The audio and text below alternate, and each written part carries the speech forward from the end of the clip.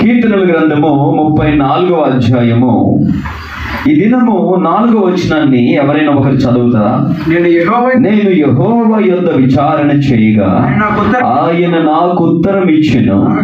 నాకు కలిగిన భయములన్నిటిలో నుండి ఆయన నన్ను తప్పించెను. నమ్మిన వారందరూ కూడా ఆమేన్ చెప్తారా? దగ్గరగా చెప్తాం హల్లెలూయా. రెండు చేతులు పైకెత్తి హల్లెలూయా. కొంచెం బిగ్గరగా హల్లెలూయా. 34వ కీర్తనల నుండి ఎన్నో లోతైనటువంటి విషయాలు మనం ధ్యానిస్తూ వస్తున్నాము. మొట్టమొదటి మాటను మనం నేర్చుకున్నాం ఏంటంటే, నేను ఎల్లప్పుడూ యెహోవాను సన్నుతించెదను. అంటే let us ever praise God. నిత్యము కూడా యెహోవాను ఏం చేయాలి? సన్నుతించాలి, స్తుతించాలి అని మనం నేర్చుకున్నాం. అనుకూల పరిస్థితులలో మాత్రమే కాదు కానీ ప్రతికూల పరిస్థితులలో కూడా దేవుణ్ణి మనం ఏం చేయాలి? స్తుతించాలి. ఆ మాట మనకి దేవుని ఇంకా మనకి మన ఛానల్లో లోతుగా మరి మనం ధ్యానించాము. అది అందించబడింది. మీరు దాన్ని విని ఆశీర్వదించబడవచ్చు. సాధారణంగా కష్టం ఉన్నప్పుడు ప్రార్థిస్తాము, సంతోషం ఉన్నప్పుడు స్తుతిస్తాము. కానీ కష్టం ఉన్నప్పుడు నువ్వు దేవుని స్తుతించు, సంతోషంగా ఉన్నప్పుడు నువ్వేం చెయ్యు? కష్టంలో ఉన్నప్పుడు దేవుడు నువ్వేం చేయాలి? స్తుతించు. సంతోషంగా ఉన్నప్పుడు ప్రార్థించు. చాలా కష్టమే. సాధారణంగా నీ పరిస్థితి బాగోలేనప్పుడు దేవుని దగ్గరికి వచ్చి నువ్వు ఎక్కువ ఏడుస్తూ మొరపెడుతూ ఉంటావు. కానీ త్వరగా నీ జీవితంలో నువ్వు జవాబు పొందుకోవాలి అంటే నువ్వు బాధల్లో ఉన్నప్పుడు ఎక్కువ దేవుని స్తుతించు. దేవా, ఈ స్థితిని బట్టి మీకు స్తోత్రాలయ్యా. నాకు వచ్చి నీ కష్టాన్ని బట్టి మీకు వందనాలు ప్రభువా. నేను మిమ్మల్ని స్తుతిస్తున్నానయ్యా. నమ్మి విశ్వసించి త్వరగా నాకు విడుదల ఇస్తున్నా ప్రభువా అని పౌలు శీలలు చెరసాలలో ఉన్నప్పుడు పాటలతో ప్రార్థించగా సంఖ్యలు తెగిపోయినట్లుగా వాక్యం తెలియజేస్తూ ఉంది. ఎరుకో గోడలు ప్రార్థనల ముందు కాదండి, ఆరాధనల ముందు, స్తుతుల ముందు ఎరుకో గోడలు నిలవలేకపోయినాయి. శత్రుకి మేషకు అభ్యర్థనకు అగ్నిగుండాలు ఇదిగో ప్రార్థన కాదండి, ఆరాధనల ముందు నిలవలేకపోయింది. సింహాల బోను స్తుతుల ముందు నిలవలేకపోయింది. స్తుతుల మూలముగా దేవుడు ఒక సింహాసనమును, దుర్గమును ఏర్పాటు చేయగలిగినటువంటి దేవుడు. ఇశ్రాయేలు స్తుతుల మీద దేవుడు ఆసీనుడై ఉన్నవాడు. హల్లెలూయా చెప్తారు బిగ్గరగా. కనుక నువ్వు ప్రార్థిస్తే భూలోకములో ఉన్న నీవు పైకి పరలోకానికి వెళ్ళడానికి ప్రయత్నం చేస్తావు. అదే కనుక నీవు ఆరాధిస్తే లేదా స్తుతిస్తే పైనున్న దేవుడే క్రిందకు దిగి వస్తాడు. ఆమేన్. కనుక నీవు నేను ఏం చేయాలి? ఏం నేర్చుకోవాలనుకుంటే ఎక్కువగా నువ్వు ఎవర్ ప్రైజ్ గాడ్, నిత్యంగా నువ్వు దేవుని ఏం చేయాలి? స్తుతించు. ఎక్కువ దేవుడి సన్నిధిలో పాటలు పాడు, దేవుణ్ణి ఆరాధించు. నువ్వు ఒంటరిగా కేవలం మనం ఎప్పుడు ఆరాధిస్తామంటే దేవుని యొక్క సన్నిధిలో ఆదివారం దినమున దేవుని మందిరానికి వచ్చినప్పుడు అందరం కూడా లేచి నిలబడదాం. దేవుడు ఆత్మ కనుక ఆయన ఆరాధించేవారు ఆత్మతోనూ సత్యముతోనూ దేవుణ్ణి ఆరాధించాలి అన్నప్పుడు దేవుణ్ణి మనం ఆరాధిస్తూ ఉంటాం. అలా కాదు ప్రియులారా. నీ ఇంటిలో కూడా నువ్వు ఒంటరిగా ఉన్నప్పుడు కొన్నిసార్లు పాటలు పాడి నువ్వేం చేయాలి? దేవుణ్ణి ఆరాధిస్తూ ఉండాలి. రెండవదిగా మనం నేర్చుకున్నాం ఏంటంటే, యెహోవాను బట్టి నేను అతిశయించుచున్నాను. ఏ విషయాలు మనం అతిశయించాలని నేర్చుకున్నామంటే, ఒకటి దేవుని బట్టి మనము అతిశయించాలి. ఎవర్ ఏంటంటే ఇంగ్లీష్ నేర్చుకున్నాం, ever boast in God or in the Lord. యెహోవాను బట్టి మనము గర్వించాలి, అతిశయించాలి. నాకంటే కొండంత దేవుడు ఉన్నాడు. కొండ దేవుడు కాదు, కొండంత అంటారు కానీ అది రాంగ్. ఎందుకంటే కొండంత కాదు దేవుడు. బైబిల్లో ఉంది, నా కొండ నీవే, నా కోట నీవే. నిజమే. అయితే కొండ అనేది చాలా ఒక పెద్ద హ్యూజ్ ఒక చాలా పెద్ద వస్తువుని కంపేర్ చేస్తూ మాట్లాడతారు. కొండ చాలా పెద్దది. దాన్ని థియలాజికల్ లాంగ్వేజ్లో ఏమంటామంటే ట్రాన్సెండెంటల్ అంటారు. ఏంటారండి చెప్పండి ఒకసారి.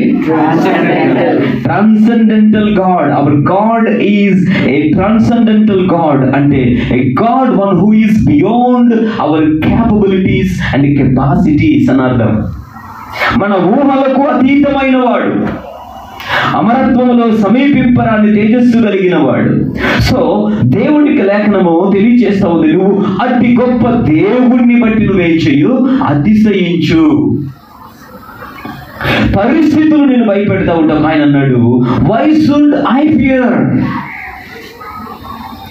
There is a big world around me and a big God above me. Why should I fear? అన్నాడు. అంటే దేవుడు సృష్టించినటువంటి ఈ గొప్ప పెద్ద సృష్టి నా చుట్టూ ఉంది, నా పైన అంత పెద్ద దేవుడు నా పైన ఉన్నాడు. నా చుట్టూ ఇంత పెద్ద సృష్టి ఉంది, నా పైన అంత పెద్ద దేవుడు ఉన్నాడు, నేను ఎందుకు భయపడాలి? ఆమె మనము పరిస్థితులను చూసి భయపడే వారముగా కాకుండా పరిస్థితులను మనల్ని చూసి భయపడేటట్టుగా మనం బ్రతకాలి. కష్టాలు లేవు అంటే ఉన్నాయి, ఆర్థికపరమైన ఇబ్బందులు ఉన్నాయి, అనారోగ్య సమస్యలు ఉన్నాయి, అప్పు బాధలు ఉన్నాయి. అయితే అవి మనల్ని భయపెట్టడానికంటే ముందు మనమే వాటిని ఏం చేయాలి, భయపెట్టాలి. అదే బైబిల్లో రాయబడింది, మీ భయమును నేను దేనికి ఇచ్చేసాను, ఇదిగో ఈ జంతువులకు ఆకాశ పక్షులకు మీ భయము వారికి ఇచ్చేసాను. సో ఇప్పుడు ఈ పరిస్థితులు, అప్పు బాధలు, అనారోగ్యాలు మనల్ని భయపెట్టకుండా మనల్ని చూసి అవే భయపడాలంటే నీలో విశ్వాసము దృఢంగా ఉండాలి. కొంతమంది 1000 రూపాయలకి, 1500కి, 2000కి, 10,000కి తలుపులు వేసుకొని ఆత్మహత్య చేసుకొని చచ్చిపోతే మంచిది అని అనుకుంటూ ఉంటారు. ఎంతకండి? 1000 రూపాయలకి, 1500కి. ఈ రోజుల్లో ట్రెండ్ అదే నడుస్తూ ఉంది. ప్యాషన్ ఏంటో తెలుసా? ఆత్మహత్య. ఎగ్జామ్లో ఫెయిల్ అయిపోతే ఫ్యాషన్ ఆత్మహత్య. మనం ఎవరినైతే ప్రేమించామో, ఏమండి, ఎవరినైతే అభిమానిస్తున్నామో ఆ వ్యక్తి మనకు దొరకకపోతే ఫ్యాషన్ ఆత్మహత్య. తల్లిదండ్రులు అనుకున్నది నెరవేర్చకపోతే ఫ్యాషన్ ఆత్మహత్య. ఒక 1500 రూపాయలు, 2000 రూపాయలు అప్పు తీర్చలేకపోతే ఫ్యాషన్ అయిపోయింది ఆత్మహత్య. సాతానుడు పెడుతున్నటువంటి, వాడుతున్నటువంటి బలమైనటువంటి సాధనం ఏంటో తెలుసా? తన వశంలో ఏర్పాటు చేసుకోవడానికి సాతానుడు వదులుతున్నటువంటి ఒగ్గ, ఆ యొక్క వల ఏంటంటే ఆత్మహత్య. ఇంకెందుకు నీ బ్రతుకు, నీ బ్రతికితే ఇంకా నీ జీవితము బాగుపడదు. ఒక ఉద్యోగం రాకపోతే ఫ్యాషన్ ఆత్మహత్య. అమ్మా అందరు నా వైపు చూడండి, గడ్డం బాగుంది కదా, చూడండి. నేను ఎప్పుడు చెప్తుంటాను, మీరు దేవుడి మందిరానికి వచ్చినప్పుడు రెండే రెండు, ఒకటి నేను వాక్యం చూపించినప్పుడు మీ వాక్యం వైపు చూడాలి, మిగతా మీ కళ్ళు నా కళ్ళు రెండు కలవాలి. బిగ్గరగా దేవునికి స్తోత్రం చెల్లిద్దాం. హల్లెలూయా. బిగ్గరగా దేవునికి స్తోత్రం.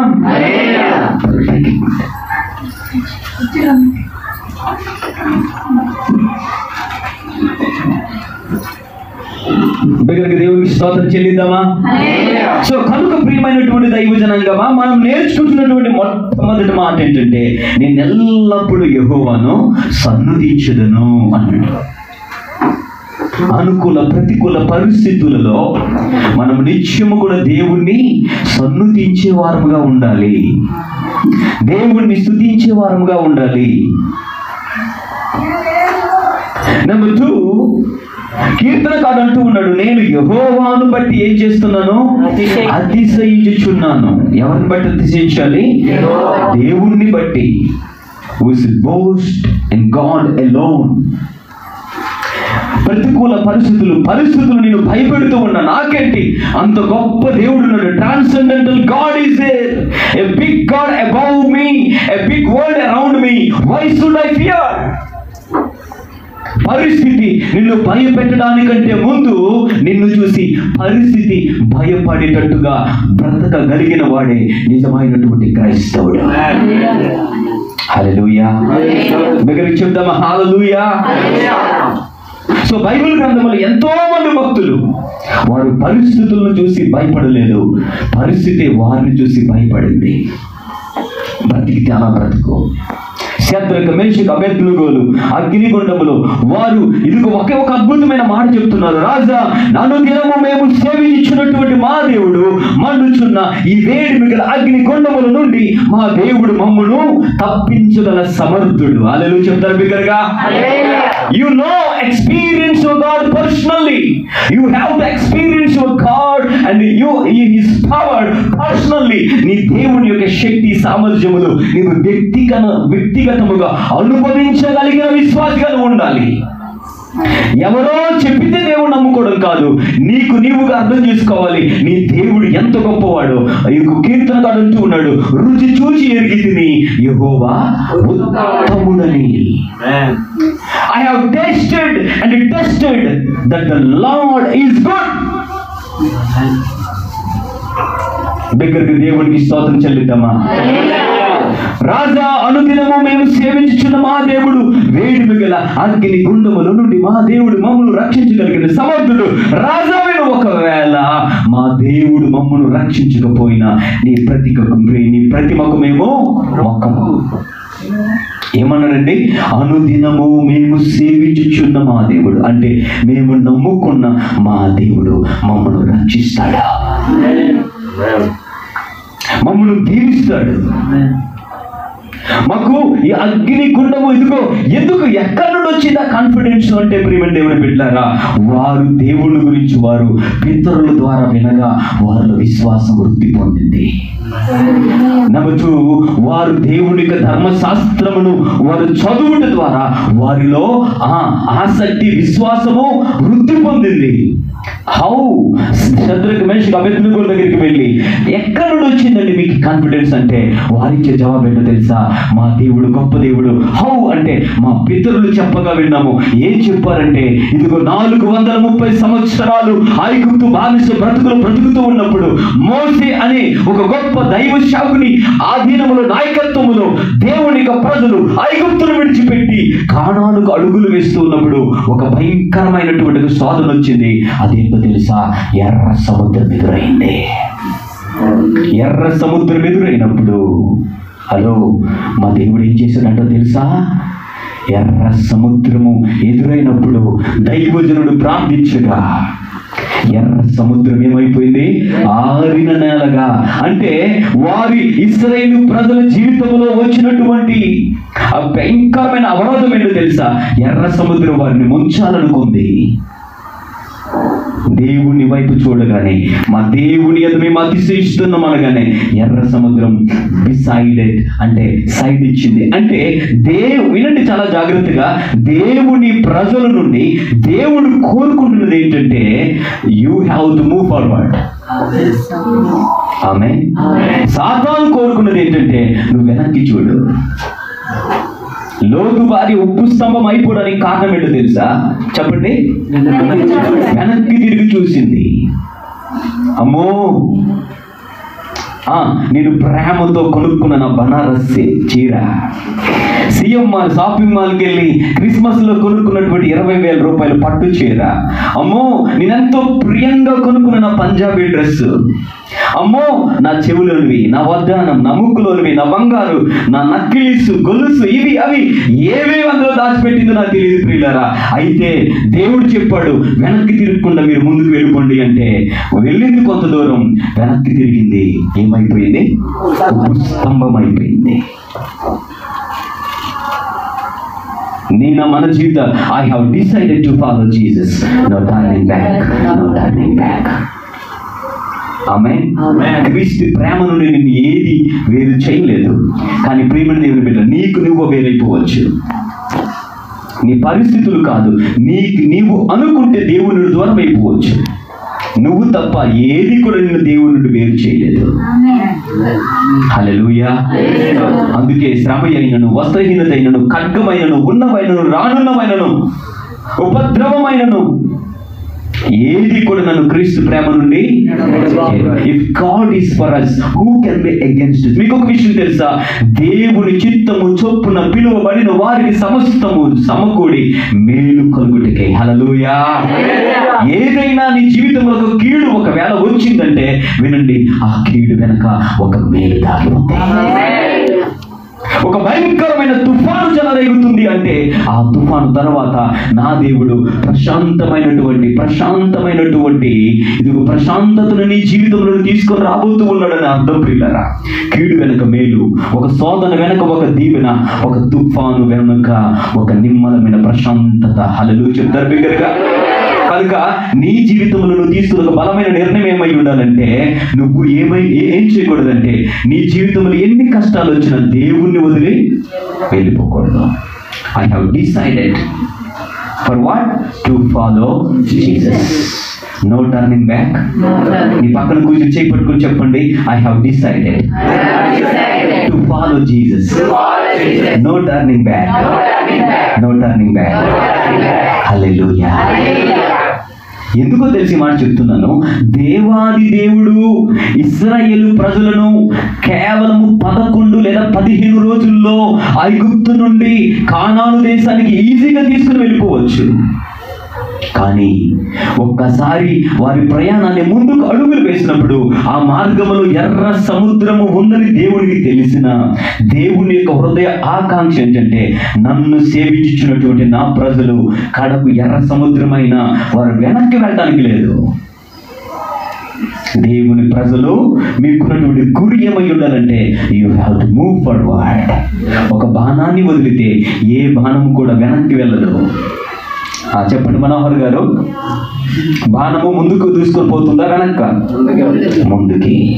అమ్మా, బలవంతుని చేతిలో ఉన్నావు నీవు, బాణపు పుల్లవని గుర్తు చేసుకో. ప్రాణమా నా ప్రాణమా, ప్రాణమా నా ప్రాణమా, మనసులోన ఏమి తలచి కలవరపడుచున్నావు. హల్లెలూయా చెప్తారు బిగ్గరగా. అమ్మా, నువ్వు ఈ నిప్పులో కాదు, నువ్వు ఐగుప్తు రెల్లువు కాదు, నా యేసయ్య చేతిలో నువ్వు ఒక బాణపు పుల్లవు. దేవుడు తన అంబుల పొదిలో నిన్ను పెట్టి బలముగా దూసుకొని పోయి శత్రువు గుండెలు తోడటానికి నేను సిద్ధపరిచాడు తప్ప శత్రువు చేతిలో పడిపోవడానికి కాదు. Hallelujah. Today can you take a firm decision in the presence of God? Nothing can separate me from my God's presence. Deva nee nundi nannu edi edababu cheyaledu. I have decided to follow. No turning back. No turning back. నీ ప్రేమలో నుండి నన్ను ఎడబాపు వారెవరు. మా జాయిస్ ఇప్పుడు నాథానియల్ గారిని చూసి పాడాలి. శ్రమయైనను ఖడ్గమైనను నిన్ను నన్ను వేరు చేయలేదు. హల్లెలూయా చెప్తారు బిగ్గరగా. ఏది కూడా ప్రియులారా, దేవుని ప్రజలు వెనక్కి వెళ్ళిపోవడం దేవుని చిత్తము కాదు. అందుకే నువ్వు ముందుకు వెళ్ళాలి, కానీ నీ కొరకు దేవుడు దేన్నైనా జయింపనిస్తాడు. హల్లెలూయా. అసలు వెనక్కి వెళ్ళిపోవడం ఈజీయా, ఎర్ర సముద్రాన్ని పాయలు చేయడం ఈజీయా చెప్పండి? అమ్మ మరొకసారి చెప్పండి, దేవుడి యొక్క ప్రజలు వెనక్కి తిరిగిపోవడం ఈజీయా, ఎర్ర సముద్రాన్ని రెండుగా చేయడం ఈజీయా? దేవుడు ఏం చేశాడు అంటే అక్కడ అర్థం ఏంటో తెలుసా? దేవుని ప్రజలు ఒక్కసారి ఐగుప్తును వదిలి కానానుకు అడుగులు వేస్తూ ఉన్నారు, కానాను వైపు చూస్తూ ఉన్నారు. బైబిల్లో రాయబడింది, హెబ్రీయులకు రాసినటువంటి పత్రిక 12వ అధ్యాయము 1వ వచనములో, విశ్వాసమునకు కర్తయు దానిని కొనసాగించువాడు అయిన యేసు వైపు చూచుచు. వెనక్కి వెళ్ళిపోవడం ఈజీ, కానీ దేవుడు వెళ్ళనివ్వలా. ఎందుకంటే దేవుని ప్రజలు దేవుణ్ణి వదిలిపెట్టి లోకములు కలిసిపోవడం, విడిచిపెట్టినటువంటి పాపం వైపు మరలా మళ్ళడం అనేది దేవుని చిత్తం కాదు. ఎవరైతే వారి పాప జీవితాన్ని విడిచిపెట్టి, పాత జీవితాన్ని విడిచిపెట్టి మరలా తిరిగి వెనక్కి వెళ్ళిపోతారో వాక్యం తెలియచేస్తుంది. అలాంటి వారు ఎవరో తెలుసా? కుక్క తన వాంతికి మలినట్లు. అంటే దేవుణ్ణి వదిలి లోకములు కలిసిన వారు కుక్కలు. ఎవరండి వారు? కొంతమంది సాధారణ కొన్నిసార్లు మన తల్లిదండ్రులు ముద్దు పేరుతో పిలుస్తారు, ఒరే కుక్క, ఒరే గాడిద, ఒరే పంది. అబ్బా, పొరపాటును కూడా తల్లిదండ్రులు పొరపాటును కూడా మీ పిల్లలను పిలవడానికి వీలు లేదు. ఒకవేళ పిలిచారు అంటే అర్థం ఏంటో తెలుసా? నిన్ను నువ్వే తెచ్చుకుంటున్నావు అని అర్థం. ఎందుకంటే ఆ పిల్లాడిని కన్నది ఎవరు? నీ పిల్లవాడు ఒక కుక్క పిల్ల అయితే తల్లి తండ్రి ఏమన్నా? ఒక తల్లి కుక్క, ఒక తండ్రి కుక్క. పిల్లవాడు గాడిదైతే తల్లి ఒక ఆడగాడిద, తండ్రి ఒక మగ కంచర గాడిద అనుకుంటే, ఏదైనా ఒక గాడిద. కొంతమంది ఎంత బాగా దున్నపోతు. వద్దు ప్రియులారా, దేవుడు వాక్యం తెలియజేస్తుంది. దేవుడు తన పోలిక చొప్పున తన స్వరూపమందు నరులను చేసెను. నీలో ఎవరి స్వరూపం ఉందయ్యా? దేవుని స్వరూపంలో ఉన్నటువంటి ఆ వ్యక్తిని నువ్వు దున్నపోతని పిలుస్తున్నావంటే నీ కుమారుణ్ణి కాదు నువ్వు పిలుస్తున్నది, నీ తండ్రిని, నీ దేవుణ్ణి. కొంతమంది భార్యలను కూడా ఏవో పేర్లతో పిలుస్తూ ఉంటారు. అది కూడా రాంగ్. నువ్వు ముద్దుగా హనీ అనో, లేదంటే నా జాన్ అనో, మై రోజ్ అనో, మై వండర్ వరల్డ్ అనో, మరి ఏ పేరు పెట్టారు? నూతనంగా పెళ్ళైన వాళ్ళు ఎవరెవరికి ఏ పేరు పెడతారో నాకు తెలియదు, కానీ మా పాస్టమ్మ గారు మాత్రం ఒక మంచి పేరు పెట్టారు. ఏంటో తెలుసా బ్రదర్? ధనో. ఏమని పెట్టారండి? ధనం. ఎవరు లేనప్పుడు పిలుస్తారండి, అందరు ఉన్నప్పుడు పాస్టర్ గారు అండి. ధనం అంటే అర్థం ఏంటి తెలుసా? నీవే నా ధనము కొండ అని అర్థం. కొంతమంది హనీ, తర్వాత పోనీ.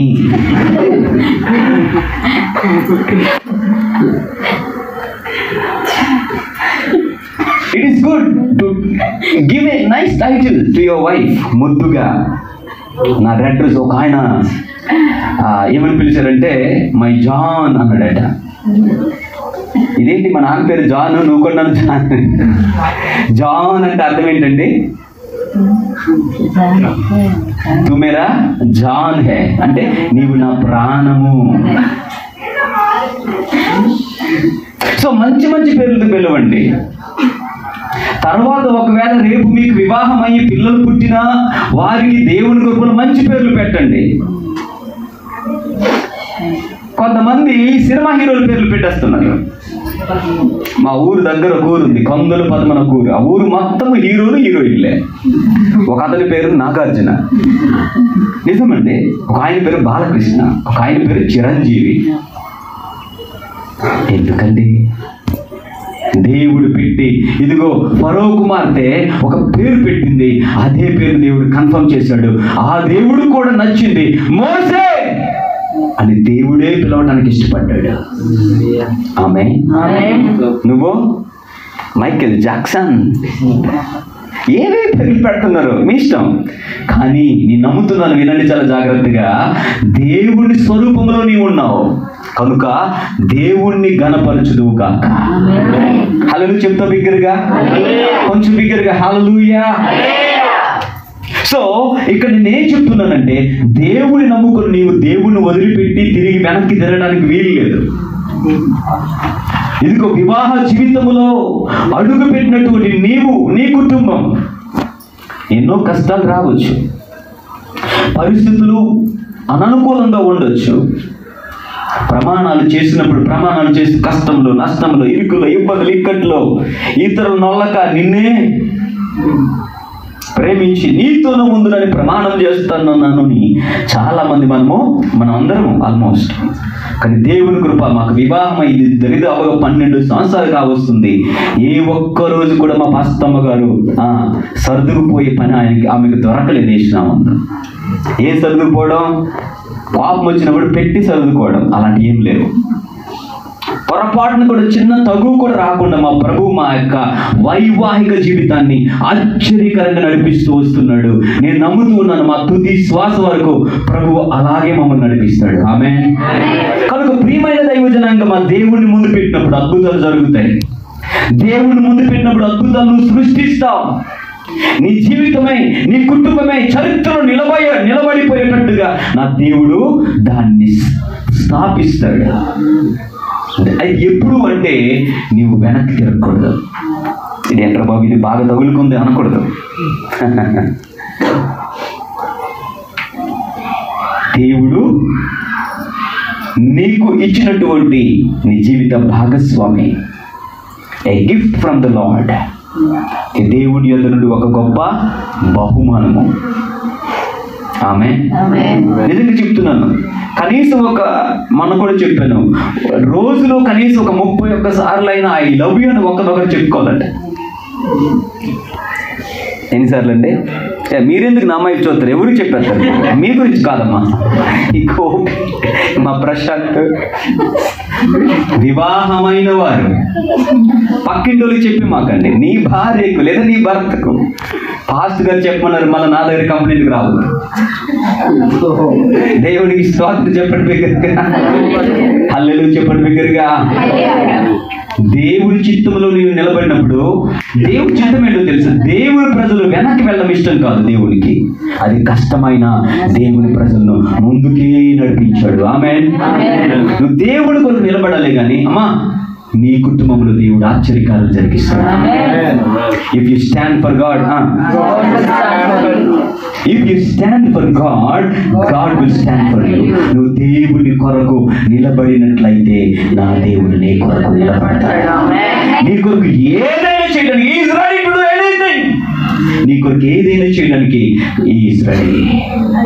అది అసాధ్యమైన కార్యమే, కానీ దానిని దేవుడు సైడ్ చేశాడు. ఒక మాట అన్నాడే, నా ప్రజలు నడుస్తారు, సైడ్ ఇచ్చుకో అన్నాడు. అందరు చెప్పండి, సైడ్ ఇచ్చుకో అనండి. I have to move forward. అద్భుతమైన తెలుసా, దేవుని ప్రజలకు వ్యతిరేకంగా వచ్చినటువంటి ఎర్ర సముద్రం దేవుడు ఏం చేశాడు? సైడ్కి పంపించాడు. మరి కొంచెం ముందుకు వెళ్తుంటే ఇంకోటి వచ్చింది. ఏమొచ్చిందో తెలుసా? యోర్దాను నది. యోర్దాను నదిని దేవుడు ఏం చేశాడు తెలుసా? ఒక అన్నాడు, ఆమె దేవుని యొక్క చిత్తములో నీవు అడుగులు వేసినప్పుడు ఏదైనా నేను అడ్డగించడానికి ప్రయత్నిస్తే నీకు విరోధముగా రూపింపబడిన ఏ ఆయుధమును వర్ధిల్లదు, వర్ధిల్లదు, వర్ధిల్లదు. హల్లెలూయా చెప్తారు బిగ్గరగా. యోర్దాను నది ఎదురుగా వస్తే దేవుడు దాన్ని ఎక్కడ పంపించాడు? పైకి పంపించాడు. కొంచెం ముందుకు వెళ్తే ఇంకొకటి వచ్చింది అడ్డంకి. ఏంటో తెలుసా? ఎరుకో గోడ. ఆమె ఎరుకోకూడదు దేవుడు అన్నాడు. ఒకదాన్ని ఏమన్నాడు? ఇలాగన్నాడు, ఏమైపోయింది? ఇంకో దాన్ని అన్నాడు, పైకి వెళ్ళిపోయింది. ఇంకో దాన్ని అన్నాడు, హల్లెలూయా దేవుని ప్రజల్ని అన్నాడు. ఆమేన్. That is the plan of God for your family. అమ్మా, భార్యగా, భర్తలుగా, సంఘాలుగా, కుటుంబాలుగా ఈ లోకంలో మనం బ్రతుకుతూ ఉన్నప్పుడు కొన్ని నిన్ను ముంచడానికి చూస్తాయి, కానీ దేవుడి చిత్తంలో నీవుంటే ఆమేన్ ముంచాలి అనుకున్న నిన్నే హలో రండి మహాప్రభు అని సైడ్ ఇచ్చుకుంటాయి, నువ్వు ముందుకు వెళ్ళిపోతావు. ఏ కష్టాలు, ఏ నష్టాలు, ఇది ₹1,00,000 అప్పుడు నథింగ్ అండి. 10 లక్షల రూపాయలు అప్పుడు నథింగ్. అది నీకు 10 లక్షలు నా దేవుడు తలుచుకుంటే చిటికలో దాన్ని తీర్చగలచ్చు. Only the thing, are you in the perfect will of God?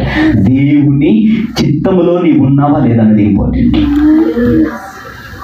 నీ కొరకు దేవుడు నువ్వు ముందుకు వెళ్ళాలి తప్ప నువ్వు ముందుకు అడుగు వేస్తే ఎర్ర సముద్రం ఏమైపోద్ది? ఆరిన నేలగా మారిపోద్ది. హల్లెలూయా. కొన్ని సమస్యలు, ఒక సమస్యను దేవుడు నీ జీవితంలో, నీ కుటుంబంలో వచ్చినటువంటి కొన్ని సమస్యలను ఒకవేళ కావాలని దేవుడు కొన్నిటిని సైడ్ చేస్తాడు. కొన్నిటిని ఏం చేస్తాడు? సోఫాలో కూర్చోనన్న, సోఫాలో కూర్చో. కొన్నిటిని ఏం చేస్తాడు? సైడ్ చేస్తాడు. ఆమె చెప్పండి, చెప్పండి విశ్వాసంతో, నా సమస్య साइड हो जा, ऊपर को जा, नीचे चले जाओ, मैं आगे बढ़ूंगा। आमीन। చెప్పండి చెప్పండి, साइड हो जा आनंद, साइड दे दो, मुझे आगे बढ़ना है, ऊपर चले जाओ, मुझे आगे जाना है, नीचे चले जाओ, मुझे आगे जाना है। దేవుని చిత్తం ఏంటంటే దేవుని ప్రజలు ఎక్కడ స్తంభించిపోకూడదు. You should not stuck down somewhere.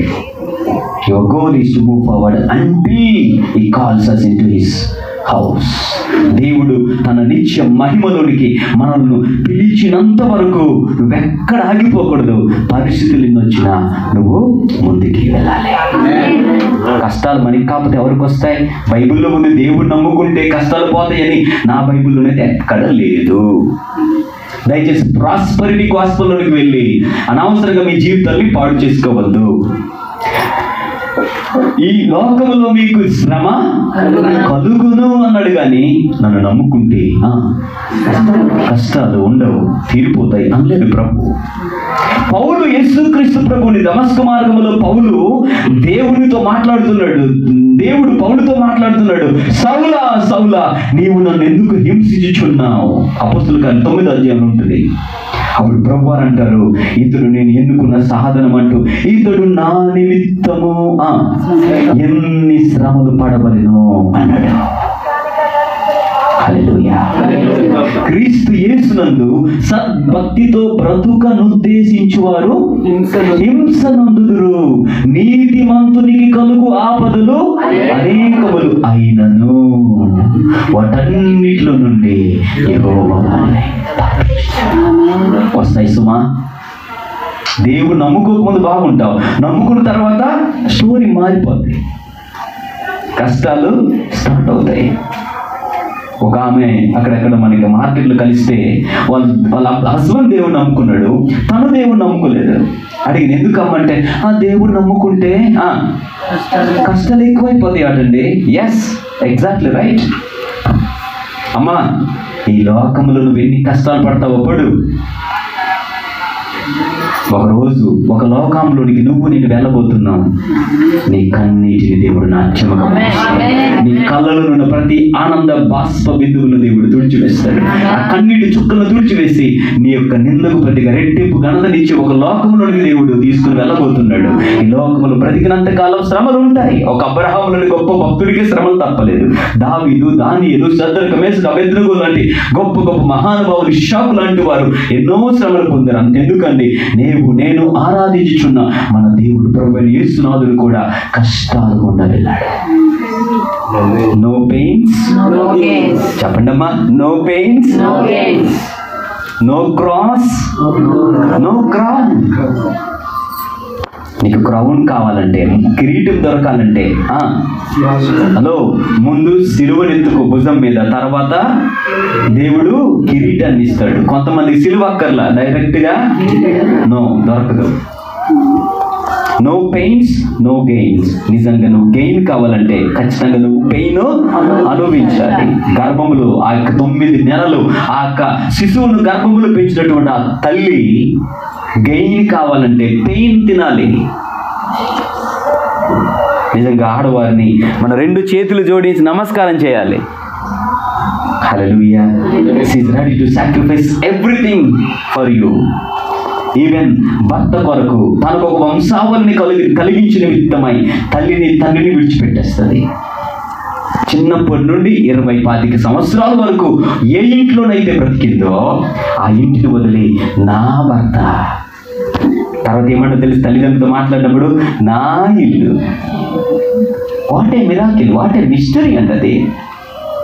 అంటే 25 సంవత్సరాల నుండి నిన్ను కన్న తల్లిదండ్రులు ఎక్కడైతే పెరిగావో తన ఇంటి పేరు నీ కోసం మార్చుకుంటుంది. అవునా కాదండి? ఇంటి పేరు చెట్టి, ఇప్పుడు ఆమె ఎలా మారింది? మదన శెట్టి. ఇంటి పేరు మార్చుకోవడానికి రెడీ. వారి ఊరు జైపూర్, ఇప్పుడు ఏ ఊరు అయింది? విశాఖపట్నం. అంటే ఊరి పేరు మార్చుకుంది, ఇంటి పేరు మార్చుకుంది. తనకు సొంత 4 ఇల్లులు ఉన్నాయి ప్రభు కృపను బట్టి. ఆ ఇల్లులన్నీ వదిలేసి ఈ చిన్న ఒకరు దూరితే ఒకరు దూరని చిన్న ఇంట్లో అడ్జస్ట్ అవుతుంది. తన ఇంటి పేరు మార్చుకుంది, సమస్తం వదిలిపెట్టుకుంది, స్నేహితులు వదిలిపెట్టుకుంది, బంధువులు వదిలిపెట్టుకుంటుంది. అందుకే ఆడదాన్ని మనము ఎంత గౌరవించిన ఆ రుణాన్ని మనం తీర్చలేం పిల్లరా. హల్లెలూయా చెప్తారు బిగ్గరగా. కానీ ఎంతలా బైబిల్ చెప్తున్న ఆడలు మాత్రము ఎక్కడ వేసిన గొంగలు అక్కడే. ఎందుకంటే బైబిల్లో రాయబడింది కదండి, బలహీనమైన ఘటంను వాక్యములు రాయబడింది. సువార్తను ప్రకటించే స్త్రీలు ఒక సైన్యము వలె లేచి ఉన్నారు అన్నాడు. హల్లెలూయా. యేసుక్రీస్తు ప్రభు వారి పునరుత్థాన శక్తి బలవంతులైన పురుషులకు దొరకలేదు, కానీ అదో బలహీనులైన స్త్రీలకే మొదట ఆయన పునరుత్థాన శక్తి కనపరచబడింది. ఆమేన్. సో కనుక ప్రియులరా, సమస్తము నీ కొరకు. అందుకే స్టీవెన్సన్ అన్నగారు ఒక పాట, ఎక్కడెక్కడో పుట్టి ఎక్కడెక్కడో పెరిగి చక్కనైన జంటగా ఇద్దరొక్కటగుంటేమిటో దేవుని సంకల్పం సృష్టిలో విచిత్రం. ఏంటమ్మిది?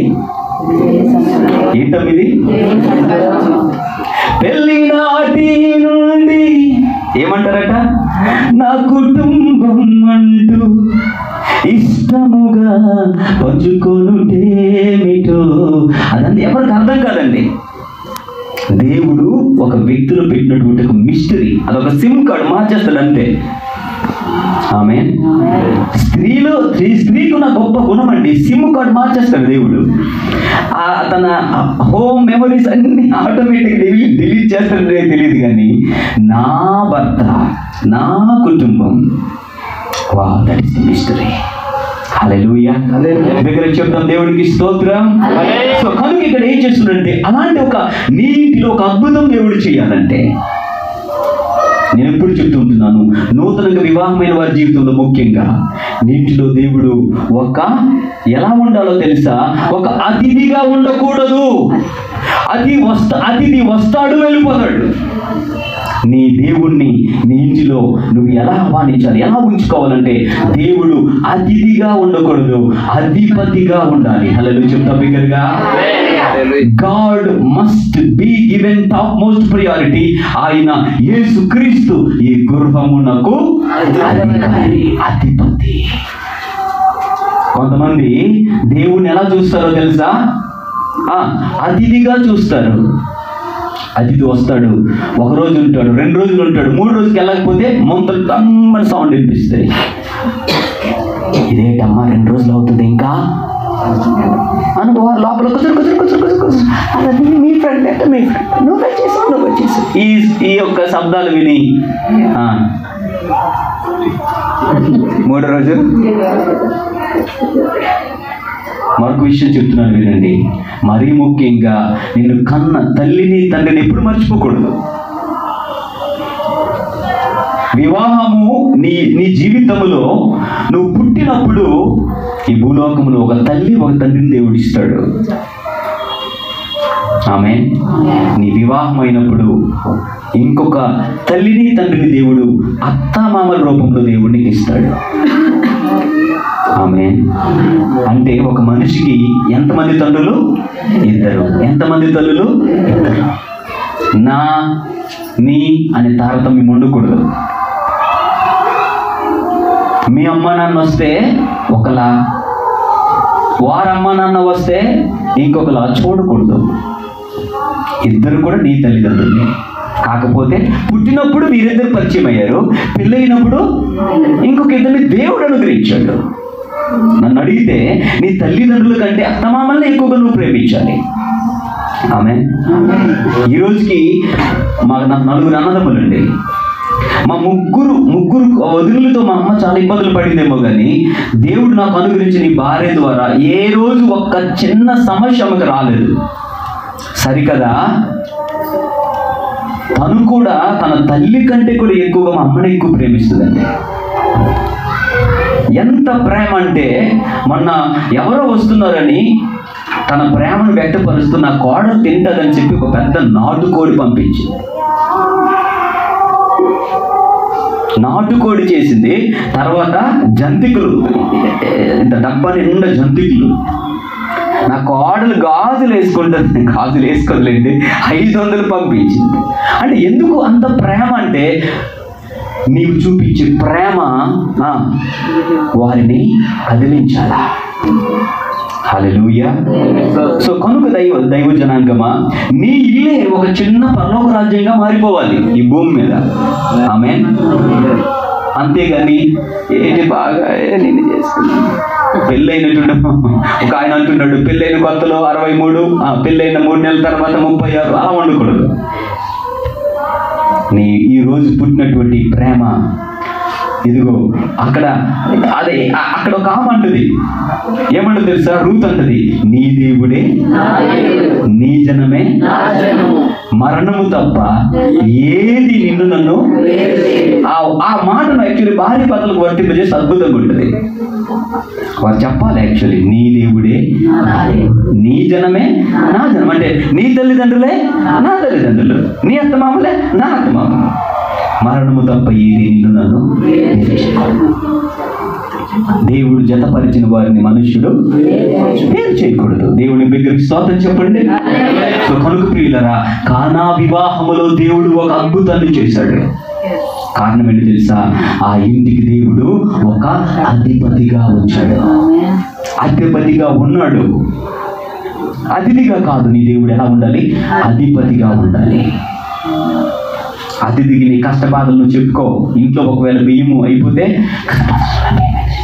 అంటావు. అదే నీ ఇంట్లో ఉన్నాడు. నీ ఇంటిలో దేవుణ్ణి ఈవెన్ అధిపతిగా అంటే ఇంకా నేను చెప్తాను, నీ ఇంటిలో ఒక వ్యక్తిగా నువ్వు చేసుకోవాలి. ఆమె ఎలా మార్చుకోవాలమ్మా? కుటుంబ సభ్యులు ఒక కుటుంబ సభ్యునిగా దేవుని మార్చుకోవాలి. ఎందుకంటే వచ్చినటువంటి బంధువులకి నీ కష్టం తెలియనివ్వు, కానీ నీ కుటుంబ సభ్యులకి నీ బాధ పంచుకుంటావు. నీ దేవుడు ఒక కుటుంబ సభ్యుడిగా మారిపోవాలి. ఆమె. సో నీ ఇంట్లో ఒక అద్భుతం జరగాలంటే, ఉన్నటువంటి ఒక ఎర్ర సముద్రం 2 భాగాలుగా మారిపోవాలంటే అమ్మా ఏం చేయాలో తెలుసు. వస్తాయి, కష్టాలు వస్తాయి. విశ్వాసంతో నువ్వు మూవ్ ఫార్వర్డ్. చెప్పండి అందరూ, మూవ్ ఫార్వర్డ్ అనేది.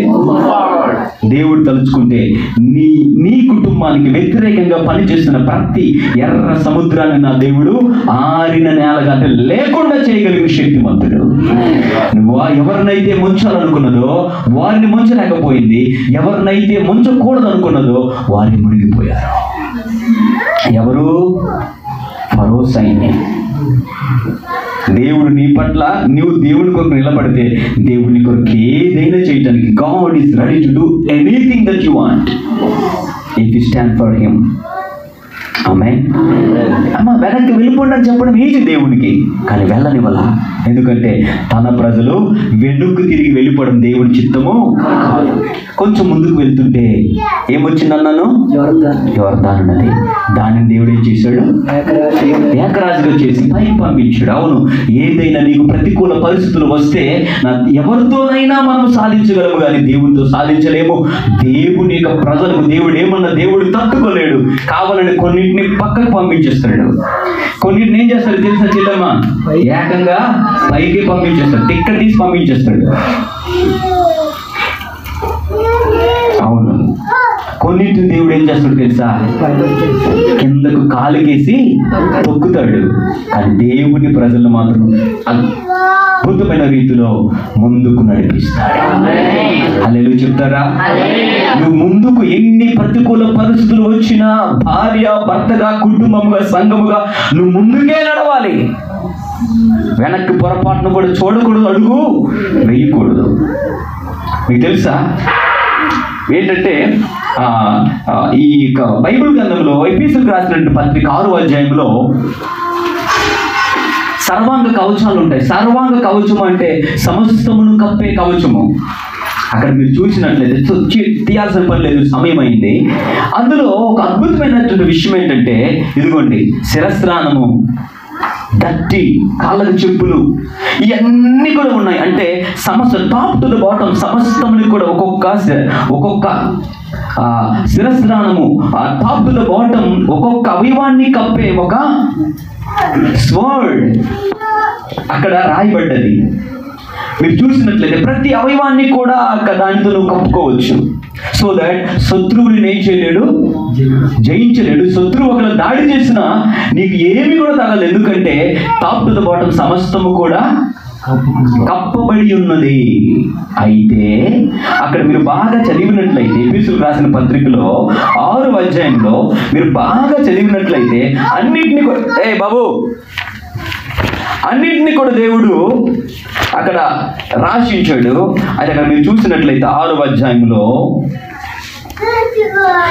ఏలయనగా మనము పోరాడులు శరీరులతో కాదు గాని ప్రధానులతోనూ అధికారులతోనూ ప్రస్తుత అంధకార సంబంధులకు నౌకనాథులతోనూ ఆకాశమందున్న దురాత్మల సమూహములతోనూ పోరాడుచున్నాము. అందుచేత మీరు ఆపద్దినమందు వారిని ఎదిరించుటకు సమస్తము నెరవేర్చిన వారై నిలవబడుటకును శక్తిమంతులగుటకును దేవుడిచ్చు సర్వాంగ కవచమును ధరించుకునడి అన్నాడు. అంటూ ఏమన్నాడండి, నడుమునకు సత్యమును దట్టి నీతియును మైమరుపు పాదములకు సమాధాన స్వార్థము సిద్ధ మనస్సును జోడు తొడుక్కుని నిలబడి ఇవన్నీ కాక విశ్వాసమను డాలు పట్టుకుని దానితో మీరు దుష్టుని అగ్నిబాణులన్నీ నార్పుటకు శక్తిమంతులగుదురు. రక్షణయను శిరస్త్రానము, దేవుని వాక్యమును ఆత్మ ఖడ్గము, ఇవన్నీ కూడా ఉన్నాయి. ఇవన్నీ ఏంటో తెలుసా? ఇవన్నీ ధరించుకుని నువ్వు ముందుకు వెళ్తే సర్వాంగ కవచము, నీ యొక్క సర్వ అంగములను కప్పగలిగే ఒక బలమైనటువంటి కృప దేవుడిస్తున్నాడు. అయితే ఒక్కదానికి మాత్రం అక్కడ కప్పబడలేదు. అదేంటో తెలుసా? వీపు. చాలా జాగ్రత్తగా వినండి. ఏంటండి అది? వీపును కట్టే ఏ ఒక్క కవచం అక్కడ లేదు. ఒకవేళ అంటే అర్థమేంటో తెలుసా? దేవుని యొక్క చిత్తం ఏంటంటే దేవుని ప్రజలు శిరస్త్రానమును ధరిస్తారు. ఎందుకంటే ఎంత కష్టమైనా వారు ముందుకే సాగిపోతారు. కానీ పొరపాటున దేవుని యొక్క నమ్మకం ఏంటంటే నా బిడ్డ తప్పకుండా వెనక్కి ఎర్రగడు. దేవుడు అందుకే రాయించలేదు. ఒకవేళ నీవు వెనక్కి తిరిగినట్లయితే లోతు బారి ఉప్పు స్తంభమైంది. నీ యొక్క గుండెల్లో ఖచ్చితంగా బాణం దిగడం ఖాయం. I have decided to follow Jesus, no turning back. దేవుడిని పట్ల పెట్టుకున్న నమ్మకాన్ని నువ్వేం చేయకూడదు, ఒమ్ము చేయకూడదు. అలా చెప్తా బిగ్గరగా, దేవుడి నామంలో అశ్వాస దరుగులు ముందుకి దేవుడు కొన్నిటిని పక్కన నెట్టేస్తాడు, నిన్ను ముందుకు తీసుకెళ్తాడు. నీకు ఇంకేదైనా అడ్డుగా వచ్చిందా? 10 లక్షల 20 లక్షల కోటి రూపాయలు అప్ప పైకి లేపుతాడు దెబ్బకి. నిన్ను మాత్రం దేవుడు ఆపనివ్వడు. నువ్వెక్కడికి వెళ్తావమ్మా? ముందుకు వెళ్తా. ఇంకా ఏదైనా నేను ఇబ్బందిగా ఉందా? ఇరుకోగోడని ఏం చేశాడు? కూల్చేశాడు కిందకి. నిన్ను చెప్పండి, ఇరుకోగోడ కిందకి అనండి. దేవుని ప్రజలు ముందుకి. ఆమేన్. నువ్వు పైకి ఎగురుతావు వేసినామంతో. నువ్వు అడుగులు ముందుకు వేస్తావు. నువ్వు కానాను ఖచ్చితంగా చేరుకుంటావు. హల్లెలూయా చెప్తావు బిగ్గరగా. సో కనుక ప్రియమైనటువంటి దైవ జనాంగమా, దేవుని యొక్క మనము అదే రెండో మాటలో నేను ఉన్నాను. దేవుని మనం ఏం చేయాలి? అతిశయించాలి. తర్వాత నేనేం చెప్పానండి? మన బలహీనతల్లో మనము అతిశయించాలి. అవన్నీ కూడా మనకి యూట్యూబ్లో ఉంటాయి, మీరు వినొచ్చు. 3వది మన శ్రమలో మనం అతిశయించాలి. 4వది సిలువ యందు మనము అతిశయించాలి. 5వది నీ సహోదరుడు జయమును సంతోషించినప్పుడు ఆయన జయములో నీవు అతిశయించాలి. హల్లెలూయా చెప్తా బిగ్గరగా చెప్పండి. నెంబర్ 1, దేవునిలో అతిశయించు. అతిశయించువాడు ప్రభువునందే అతిశయించవలెను. 2వది విశేషముగా నా బలహీనత యందు నేను అతిశయించుచున్నాను అన్నాడు. 3వది నా శ్రమలు. 4వది సిలువ యందు, 5వది నీ సహోదరుడు బాగుపడినప్పుడు ఆయన విజయాన్ని బట్టి నువ్వు అతిశయించు. అది 2వ మాట. 3వదిగా మనం నేర్చుకున్న కీర్తన గ్రంథం 34వ అధ్యాయంలో నన్ను ఘనపరచు. ఏం చేస్తాడు? 3వది ఏమని చెప్పారండి మనము? చదవండి 34వ కీర్తన. చాలండి. నాతో కూడి యెహోవాను ఘనపరచుడి అన్నాడు. ఏం చేయాలమ్మా?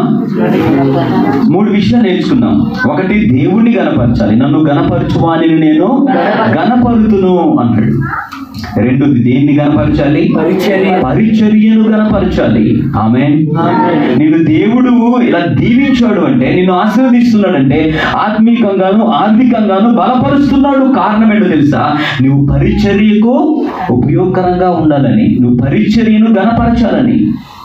3వది దేవుడు అన్నాడు, వాక్యం చెప్తుంది, నీ శరీరమును నువ్వు ఘనపరచు. అంటే క్రీస్తు నా శరీరం అందు ఏమైపోవాలి?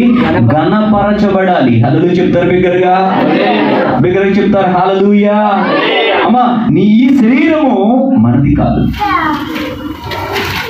ఈ దేహము దేవుని వలన మీకు అనుగ్రహింపబడి మీలోనున్నటువంటి పరిశుద్ధాత్మకు ఆలయమని మీరు ఎరుగరా? ఆమేన్. శరీరాన్ని మనం క్రీస్తులో, ఈ శరీరాన్ని క్రీస్తు ఈ శరీరం అందు ఏమవ్వాలి? ఘనపరచబడాలి. అంటే ఈ శరీర సమస్త అవయవముల ద్వారా క్రీస్తు నామమే మహిమపరచబడాలి. హల్లెలూయా. అందుకే రోమీయులకు రాసినటువంటి పత్రిక 12వ అధ్యాయము 1వ వచనంలో రాయబడింది, సహోదరులారా సజీవ యాగముగా మీ శరీరములను క్రీస్తునకు సమర్పించుకొనుడి అన్నాడు.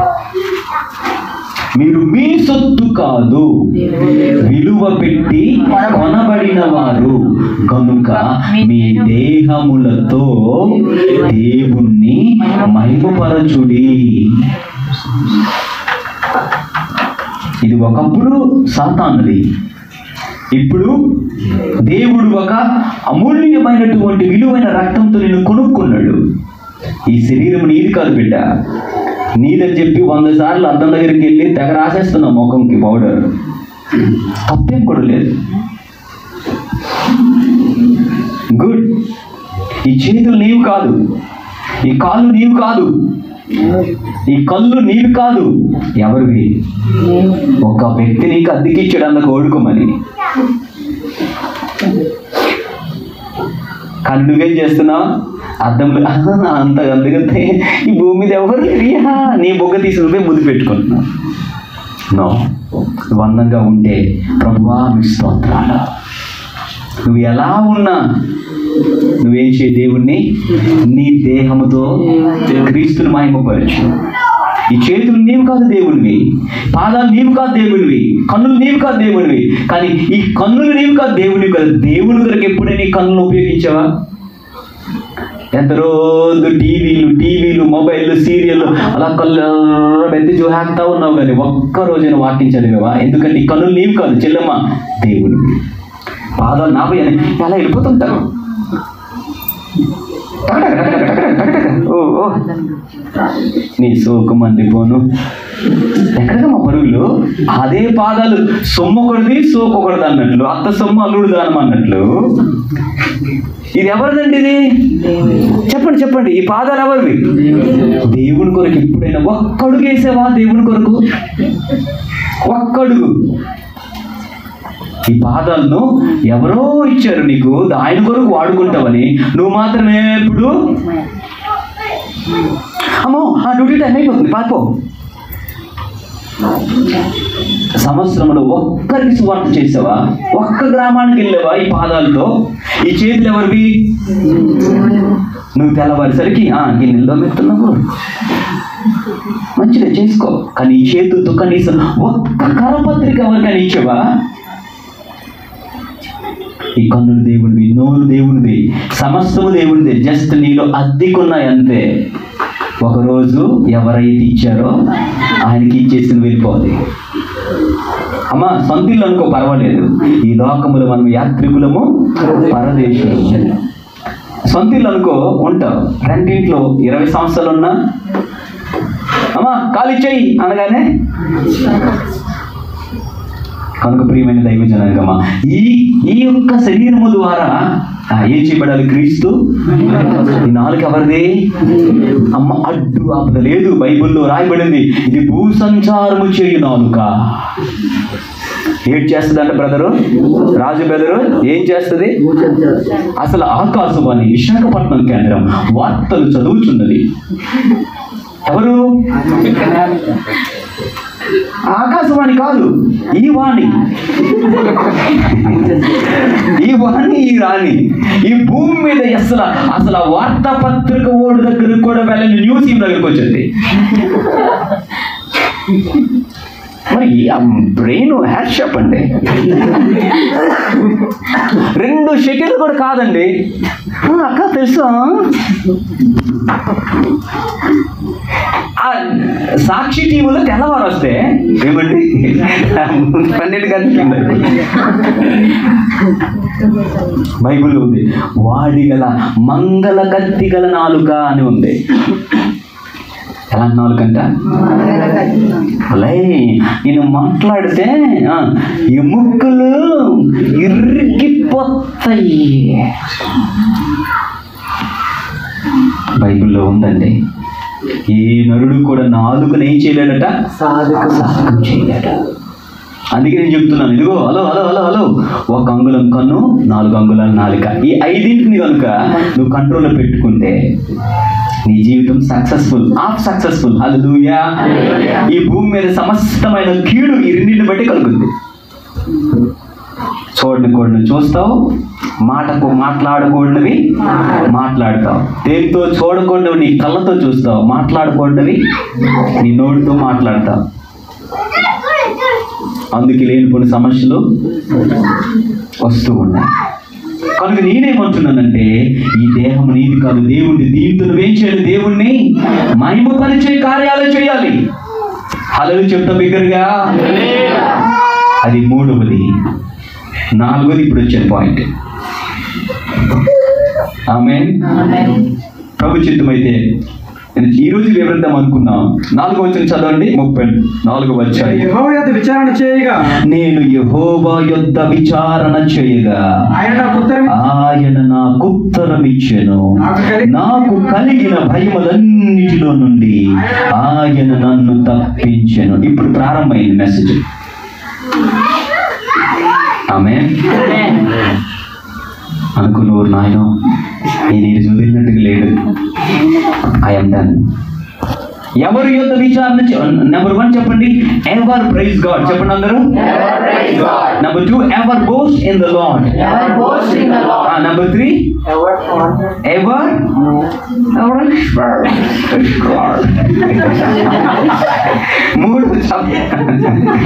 Ever honour God. ఏం చేయాలి? నిత్యము మనం దేవుణ్ణి స్తుతిని గురించి నేర్చుకున్నాం. ప్రతికూల పరిస్థితుల్లో దేవుణ్ణి ఏం చేయాలి?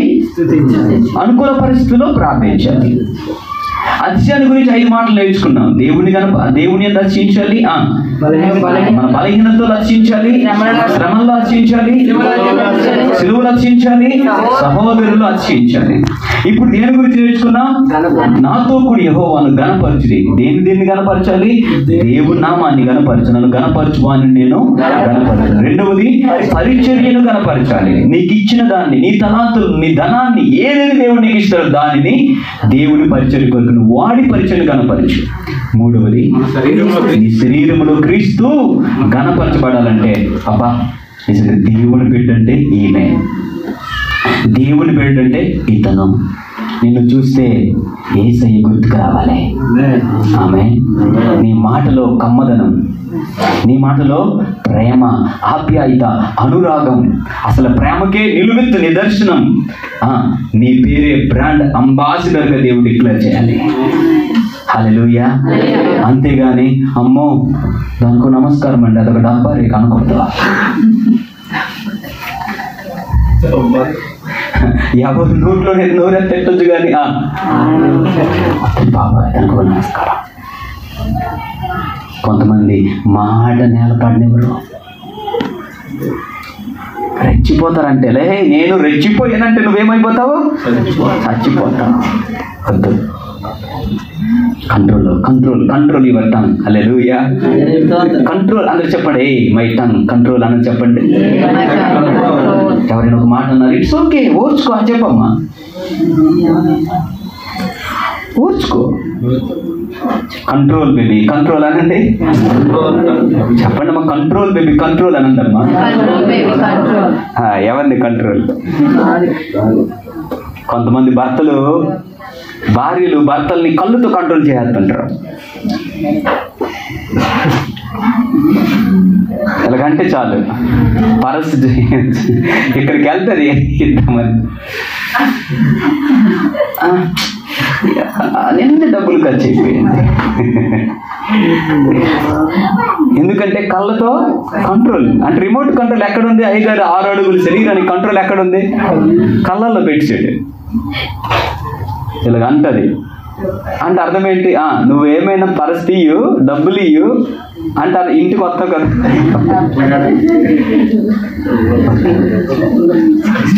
నీ నాలుగును కంట్రోల్ చేసుకో, భర్తను కాదు. ఇది భర్తను మొత్తానికి కొంగు కేజ్ చేసిందట.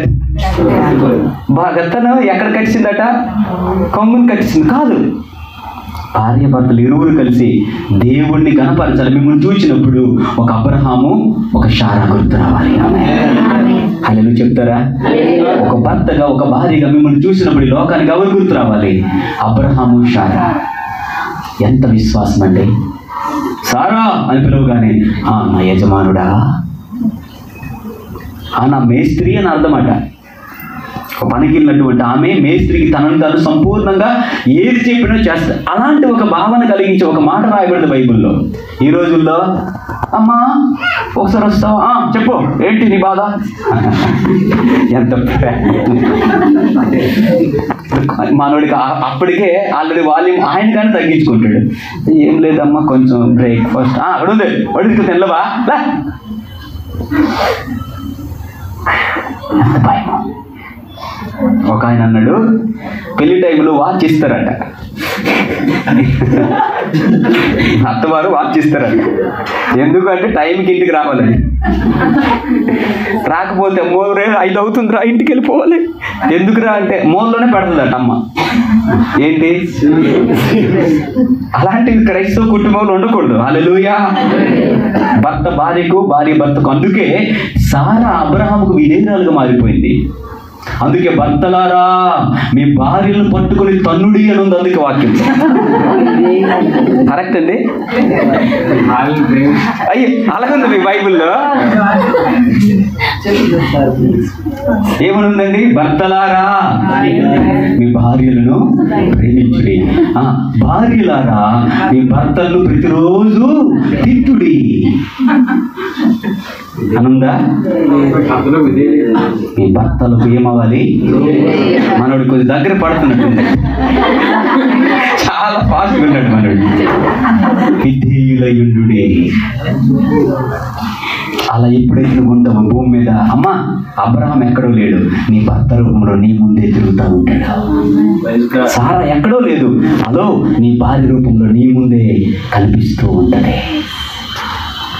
ఆమె ఈ భూమి మీద భార్య భర్తలైన ఒక జంట అబ్రహాము సారాలా, ఆమె ఇస్సాకు రిబ్కాలా, యాకోబు రాహెల్లా, ఆమె రూతు ఆయన ఆమె అంటున్నాడు కానీ మిగతా వాళ్ళు ఎవరు చెప్పట్లా.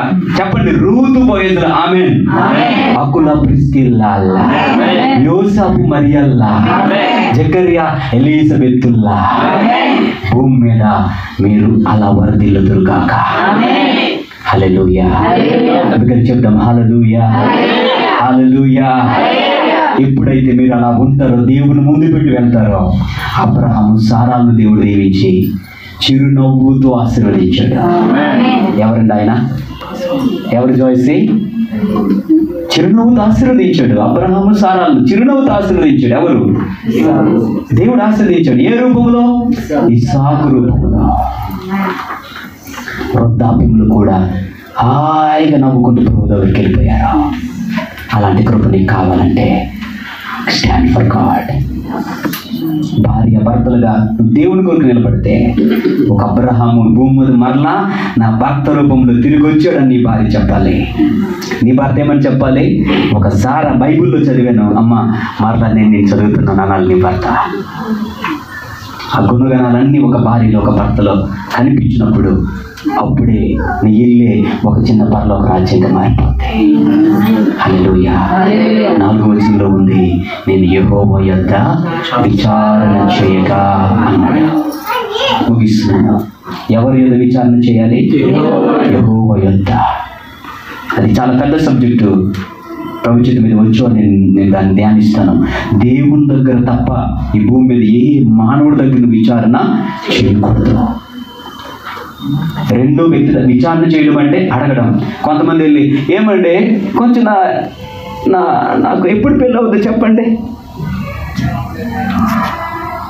చెయ్యి చూసి జాతకాలు చెప్తుంటారు కొందరు. That is wrong. ఒక ఆయన, ఏమండి నా భార్య ఎవరు దొంగలు ఎత్తుకుని వెళ్ళిపోయారు, కొంచెం చూడరా అంటే, ఉండరా నువ్వు ఒకటి, నా ఎత్తుపోయిందో నేనే. ఆయన వెళ్ళిపోయినా చెప్పేస్తున్నాడు, కానీ ఆయన ఎద్దు ఎక్కడుందో ఆయనకి. ఈరోజు దేవుని యొక్క నామంలో చెప్తున్నాను, దేవునికి సేవకునిగా నువ్వు విచారణ చేస్తే ఎవరి యొద్ద విచారణ చేయాలి? దేవుని యొద్ద మాత్రమే. కొంతమంది పంతుల దగ్గరికి వెళ్తారు, మంచి ముహూర్తం అంటే చూద్దురు, నీ పేరు దురు అయిపోద్ది. ఆయన వస్తాడు, అమ్మా మీకేదో అరిష్టం పట్టుకుంది. మళ్ళీ విశ్వాసులు కూడా అదేటోగానే ఇంటికి వచ్చి నుండి అలాంటి వాళ్ళు ఉన్నారంటే వాళ్ళ కోసం ప్రత్యేకమైన ప్రార్థన చేయాలి. ఈ ఇంటికి వచ్చి నుండి అస్సలు డబ్బులు నిలబడట్లే, నువ్వు ఖర్చు పెట్టేస్తుంది. డబ్బులు నిలబడపడమేంటి పిచ్చిదాన్ని. అదేంటండి ఇల్లు బాగలే, మారిపోవాలి. మారాల్సింది ఇల్లు కాదు, నువ్వు. నీ బ్రతుకు మారాలి. అంటే నలుగురు భార్య భర్త, 2 కుమారులు లేదా 2 కుమార్తెలు ఇప్పుడు చూసినా పడుకొని ఉంటారు. ఫైనాన్షియల్ ప్రాబ్లమ్స్ రావా మరి? మరలా దేవుడిని నమ్ముకున్నాం కానీ కష్టాలు రావా మరి పడుకొని ఉంటే? అమ్మ మీకు అర్థమవుతుందా? ఈ వాస్తు బాగులేదు. ఏమండి ఇంటికి ఉందండి, ఏదో మోలిసురు ఉందండి. మోలిసురు తెడ్డిసురు లేవు భూమి మీద. దయచేసి నీవు నీ జీవితాన్ని పాడు చేసుకోవద్దు. ఏదో వంకుంది, అటెంకుంది, అది ఈశాన్యములు బరువు వండుకూడదు. ఎవడు చెప్పాడు నీకు? ఇంటికి ఏటి లేదట. వాస్తు వచ్చి వాళ్ళు చెప్తాను వాస్తు గురించి, మీ బుర్ర పాడైపోద్ది. ఆ అష్టదిగ్గజాల గురించి వచ్చి వాళ్ళని చెప్తాను. వస్తాడు, అమ్మా అంటాడు, ఈ తలుపు తీసారి పెట్టమ్మా, ఈ కిటికీ తీసారి పెట్టమ్మా అంటాడు. డబ్బులు ఎవరు ఇస్తారమ్మా? ఆయన మాత్రం ఒక 20,000 తీసుకెళ్ళిపోతాడు. దయచేసి మోసపోగుడి దేవుడు, మనుషుడు ఏం విత్తునో. ముగిస్తున్నాను. అక్కడ వాక్యంలో రాయబడింది, నేను యెహోవా యొద్ద. ఎవరి యొద్ద? దయచేసి నీ చేతిని ఎవరికి చూపించాల్సిన పని లేదు. జాతకము కొంతమంది చిలకలు వేసుకుని జాతకం ఒక మంచి ఇదిగోండి. ఇక యూట్యూబ్లో వీళ్ళకి ఒక రోజు మన చర్చికి పిలుద్దాం అనుకుంటున్నాను. నేను చిలక జ్యోతిష్యం చెప్పినట్టు చెప్తున్న మాటలు, జాతకం చెప్తాను. జాతకం ఏం చెప్తాడట? ఉన్నది చెప్తాను, లేనిది చెప్తాను, రాబోతున్నది చెప్తాను అంటాడు. అవన్నీ ఒక పూట. ఏం చెప్తాడట? ఆడు జాతకమే సరిగా లేక ఊరు తిరుగుతుంటే ఈయనేం చెప్పేస్తాడట? అందరు జాతకాలు చెప్పేస్తాడట. అసలు నీ జాతకం ఎలా ఉంది అసలు? అందుకే నేనేం చెప్తున్నానంటే, నీ జాతకాన్ని, నీ తలరాతను మార్చగలిగిన శక్తి భూమి మీద ఎవరికి లేదు, ఒక దేవుడికి తప్ప. హల్లెలూయా. నువ్వేం చేయాలంటే, నువ్వు దేవుడిని నమ్ముకున్నావు, యెహోవా యొద్ద విచారణ చేయి. ఆ విచారణ చేయడం అంటే ప్రార్థించు, కన్నీరు ఖర్చు, మొరపెట్టు. ఆయన ప్రార్థన ఆలకించు దేవుడు. అమ్మా నువ్వు కన్నీరు కారుస్తుంటే చూసే దేవుడు కాదు. దేవుడు దేన్నైనా తట్టుకోగలడు, కానీ నీ కళ్ళలో కన్నీటిని మాత్రం ఆయన తట్టుకోలేడు, చూడలేడు. నీ కొరకు ఏదైనా దేవుడు చేయగలిగిన శక్తి. కొన్నిసార్లు నువ్వు ప్రార్థించినప్పుడు నీ ప్రార్థనకు జవాబు అందనట్టుగా దేవుడు నీ ప్రార్థనను విననట్టుగా నీకు అనిపిస్తుంది. అది నీ మేలుకే. 1912 సంవత్సరం అనుకుంటున్నాను, ఆ టైటానిక్ షిప్ ప్రయాణిస్తున్నటువంటి ఆ యొక్క రోజులవి. అయితే ఆ టైటానిక్ రూపకర్త అన్నాడు, దేవుడే దిగొచ్చినా షిప్ని ఏమీ చేయలేదు అన్నాడు. అసలు అది వేరే సబ్జెక్ట్. అయితే ఆ షిప్లో ప్రయాణించడానికి ఒక మంచి ఇండియాలోకి వచ్చి మంచి పరిచయం చేశారు, ఇంగ్లాండ్లో ఉన్నారు. అక్కడ నుండి అమెరికా వెళ్ళాలి. ఆ దంపతులు ప్రార్థిస్తున్నారు, ప్రభువా మాకు టైటానిక్ షిప్లో ప్రభువా టికెట్స్ కన్ఫర్మ్ అయ్యేటట్టుగా సహాయం చేయండి, ఎందుకంటే చాలా కాస్ట్లీ అది. మొత్తానికి ఎంత డబ్బులు పెట్టినా వీరికి ప్రార్థనలు దేవుడు వినలేదు. ఆ టైటానిక్ షిప్లో ప్రయాణించే అవకాశం ఆ వృద్ధాప్యం ఉన్నటువంటి మిషనరీస్కి దొరకలేదు. తీరా ఆ షిప్ వెళ్ళిపోయింది. భార్య భర్తలు ఇద్దరు అనుకుంటున్నారంట, అమ్మా ఇన్ని నెలల నుంచి మనం ప్రార్థన చేస్తున్నాం, కానీ దేవుడు ఎంత అన్యాయస్తుడో, మనకు టికెట్ లేకుండా చేశాడు. ఈ వృద్ధాప్యంలోనైనా అమెరికా దేశానికి వెళ్ళి హాయిగా ఉందాం అనుకుంటే తీరా మనం ఎక్కాల్సినటువంటి షిప్లో టికెట్ లేకుండా పోయింది. దేవుడు మన ప్రార్థనలు ఎందుకు ఆలకించలేదు అని చాలా విచారపడుతూ ఉంటే కొద్ది రోజుల్లో ఒక న్యూస్ వచ్చింది. ఏమని వచ్చిందో తెలుసా? ఏ షిప్లోనైతే ఈ దైవ సేవకులు మిషనరీస్ ప్రయాణించాలో అదే షిప్ ఒక పెద్ద భయంకరమైనటువంటి ఐస్ గడ్డను గుద్దుకొని షిప్ ఏమైపోయింది, మునిగిపోయింది. అప్పుడు అనుకున్నారు, దేవుడు మన ప్రార్థన వినలేదు అనుకున్నాము, కానీ దేవుడు మన ప్రార్థన విన్నాడు.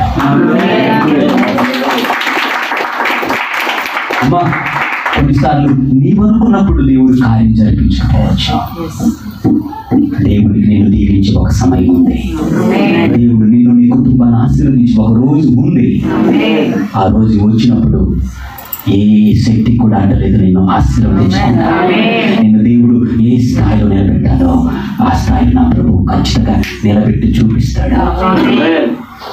ఈ ప్రార్థనను ఆలకించిన దేవుడు కాదు, ఒకవేళ ఆలకించినట్టుగా అనిపిస్తున్నా అది నీ మంచికే. ఆ రోజు కనుక 5 దంపతులు ఆ ప్రయాణం చేసినట్లయితే వాక్యాన్ని ముగించుకుని నీటిలో గురించి చచ్చిపో ఆ యొక్క కొర్రులా మారిపోదును ఆ మంచు గడ్డలకు. దేవుడు ప్రేమ మరియు ప్రార్థన ఆలకిస్తాడు. ఎప్పుడు అంటే ఆయన యొద్దను విచారణ చేయాలి. మన పరిస్థితులు అంతంత మాత్రమే, ఆర్థికపరమైన ఇబ్బందులు అంతంత మాత్రమే. ఆర్థికంగా we are not so strong people. చిన్న చిన్న విషయాలకు ఆత్మహత్య చేసుకోవడానికి నువ్వు ప్రయత్నించి నీ బంగారు భవిష్యత్తును పాడు చేసుకోవద్దు. సిలువ వైపు చూడు, యేసు వైపు చూడు. అన్ని సహించాడు, అన్ని నామాల కంటే పైన మేజీలో నువ్వు కూడా సహిస్తే, అమ్మా నీవు కూడా సహిస్తే ఫలిస్తావు. ఆమేన్. క్రీస్తును ధరించి నీవు సహించు, ఒకరోజు ఖచ్చితంగా ఫలిస్తావు. ప్రార్థనకు జవాబు దొరకలేదని కృంగిపోకు, జవాబు దొరికిందని సంతోషించు. మనకి ఇది చాలా లోతైనటువంటి మాట. ఈ విచారణ అనేటువంటి మాట ప్రభు చిత్తమైతే వచ్చే వారం నేను ధ్యానించిన ప్రయత్నం చేస్తాను. అందరూ ఒకసారి ఈ 4 విషయాల గురించి చేసుకుందామా? ఎవర్ ప్రైజ్ గాడ్ అనండి. Ever honour God. Ever boast in God. చెప్పండి అమ్మా, చెప్పండి. Ever praise God, ever boast in God, ever honor God. Number 4, ever ever inquiry in the Lord. చెప్పండి ever, చెప్పండి ever inquiry in the Lord. అంటే యెహోవా యొద్ద మాత్రమే నువ్వు విచారించు. ఆయన నిజమైన దేవుడు. దేవుడును నేనే, మరి ఏ దేవుడును లేడు. బైబిల్లో కొన్ని విషయాలు ఉన్నాయి, టైం లేదు. ఆ విచారణ అనే మాట కానీ ధ్యానిస్తే గుండెలు కరిగిపోతాయి. అమ్మో అంత ప్రమాదకరమైనది అది. కనుక తర్వాత నేను తెలియజేస్తాను. దేవుని చిత్తం అయితే వచ్చే వారానికి మెసేజ్ అంతా కూడా నేను మరి ముగించడానికి ప్రయత్నం చేస్తాను. అందులోనే 5వ వచనంలో ఉంటది, వారు ఆయన తట్టు చూడగా వారికి ఏం కలిగింది? ఇది 5వ మాట. ఈ 5 విషయాలు ఒకసారి అందరికి నా ఈ చూపించండి. మరి ముఖ్యంగా చెప్పండి. నెంబర్ 1, చెప్పండి అమ్మా. Very good. Ever boast in God, ever honor God, ever inquire in God, ever look unto God. ఈ 5 విషయాలు చెప్పండి. ఏంటో మీ 5 విషయాలు మీరు గుర్తుపెట్టుకోండి. మీ జీవితాలు ఫలభరితంగా మారుతాయి. అతి గొప్ప కృప మనందరికీ దయచేయగా. ఆమెన్.